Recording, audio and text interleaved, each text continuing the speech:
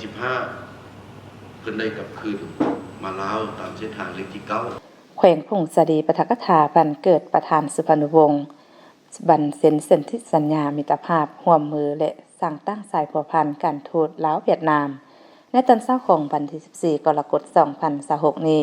อยู่ที่ห้องประชุมชั้น5สำนักงานปกครองแขวงพงศาลีได้จัดพิธีปฐกถาวันเกิดประธานสุพรรณวงศ์ครบรอบ117ปีบันเซ็นสนธิสัญญามิตรภาพ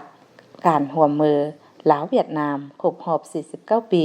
และบันสร้างตั้งสายผัวพันการทูตลาวเวียดนามครบรอบ64ปีโดยการเป็นประธานของฐานพลตรีสมพรมิตรพลกรรมการส่วนกลางพรรคเลขาพรรคแขวงประธานสภาประชาชนแขวงเข้าร่วมรับฟังมีบรรดากรรมการพรรคแขวงหัวหน้าแผนกองค์การเทียบเท่าและพนักงานดักแดงอ้อมข้างแขวงเข้าร่วมในพิธีทานพลตรีสมพรมิตรพรกรรมการส่วนกลางพรรคเลขาพรรคแขวงประธานสภาประชาชนแขวงได้เล่าคืนวันเกิดประธานสุพรรณวงศ์ครบรอบ117ปีวันที่13กรกฎาคม1909 53กรกฎาคม2026ผู้จงรักภักดีต่ออุดมการณ์ปฏิบัติและมีผลงานที่ดีเด่นเป็นบิดาบุรุษของชาติเฮาได้นำพาประชาชนต่อสู่กู้ชาติจนได้รับชัยชนะนำเอาเอกราชมาให้ประชาชนนำพาผ่านอุปสรรคต่างๆในระยะข้ามผ่านดำเนินภารกิจเปลี่ยนแปลงใหม่ในการสร้างสรรค์พัฒนาประเทศชาติให้เจริญรุ่งเรืองเถิดกาวซุมสติปัญญาและเหือแหงของตนเพื่อชี้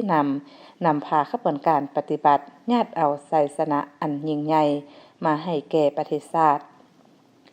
ย้ำใดก็ต่อสู้เพื่ออุดมคติปฏิบัติสูงส่งเพื่อความเป็นเอกราชและพัฒนาถาวรของประเทศชาติตลอดชีวิตของประธานสุพรรณวงศ์บ่ว่าจะอยู่ในตำแหน่งใดความรับผิดชอบอันใดเพิ่นก็ได้อุทิศหมดจิตหมดใจหมดความสามารถและหัวคิดประดิษฐ์สร้างให้แก่ภารกิจปกปักรักษาและสร้างสรรค์พัฒนาประเทศชาติเพื่อเอกราชอธิปไตยของชาติท่านได้กลายเป็นสิ่งกระตุกสุขยูปลุกระดมดึงดูดประชาชนเผ่าต่างๆสั้นคนต่างๆอยู่ภายในและต่างประเทศประกอบส่วนก้อนกำลังสามัคคีเป็นจิตหนึ่งใจเดียวในแนวโฮมเอกภาพแห่งชาติซึ่งอันนั้นได้กลายเป็นอันหนึ่งในปัจจัยสำคัญที่รับประกันชัยชนะของการปฏิบัติประเทศเฮาโอกาสเดียวกันนี้บันเซ็นสนธิสัญญามิตรภาพการร่วมมือลาวเวียดนามครบรอบ49ปีบันที่18กรกฎาคม1977 58กรกฎาคม2026และบันสร้างตั้งสายผัวพันการทูตลาวเวียดนามครบรอบ64ปีบันที่5กันยายน1962วันที่5กันยายน2026สายผัวพันมิตรภาพระหว่างประชาชนทั้งสองชาติที่มีมูลเชื่อช่วยเหลือซึ่งกันและกันในการสร้างตั้งและปกปักรักษาประเทศชาติ